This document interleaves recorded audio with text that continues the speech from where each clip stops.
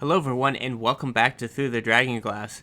Before we get started, I want to let everyone know if you watch this video, as soon as I download it, it's in standard def, but if you wait an hour or two after, it uploads the 4K version, so it will be much better quality if you wait a few hours, but there's only like 5 people who are going to watch this video anyway, so what does it matter? I want to remind everyone to hit that subscribe button, thumbs up, notification bell, and leave a comment. And most importantly, I say this every time, tell a friend about me. Please, tell someone. Need more subscribers. Help me out, people. Alright, let's get started. J. Henry Schroeder Corporations was not satisfied with just a connection to the White House.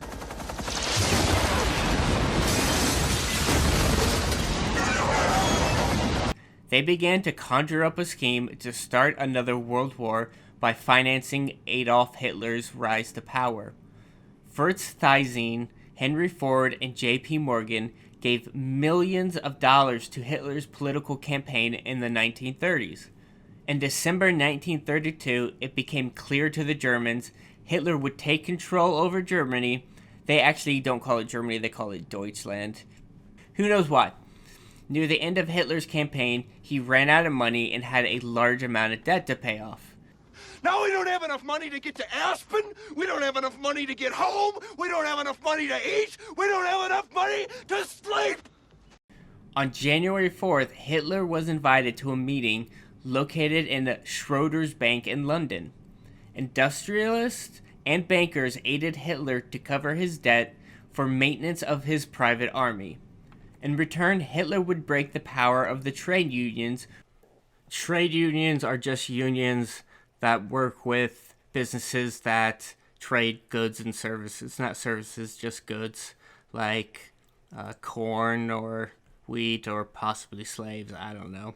They're just unions. Basically, unions is something you give a fee to, and then if you go on strike or you need negotiations for something, they will pay you the money so you can live, and then they will go, try to make a deal with the business.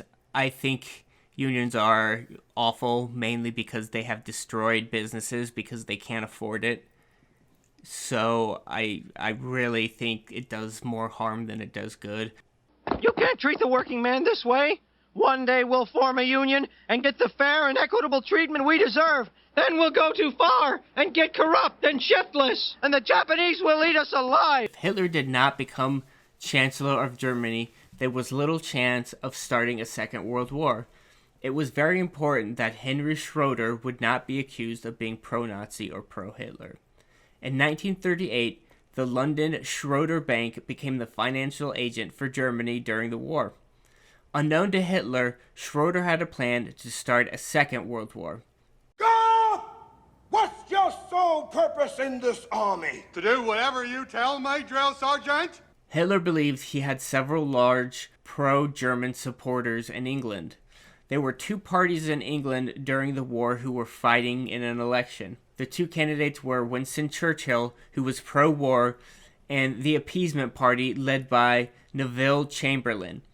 Both Hitler and Chamberlain would lie to and use as pawns to start a war. Jeder hat mich belogen, sogar die SS. Die gesamte Generalität ist nichts weiter als ein Haufen niederträchtiger, treuloser Feige. Hitler made questionable decisions when fighting with England during World War II. Hitler would not invade England, and if he had, the war would have ended.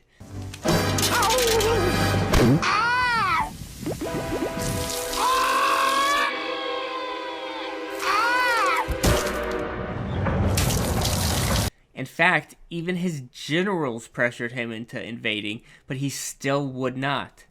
Hitler did not want to alienate his supporters in England, not realizing there were none. He believed the bankers were on his side, and they really just cared about money, even if it costs 56 million people's lives.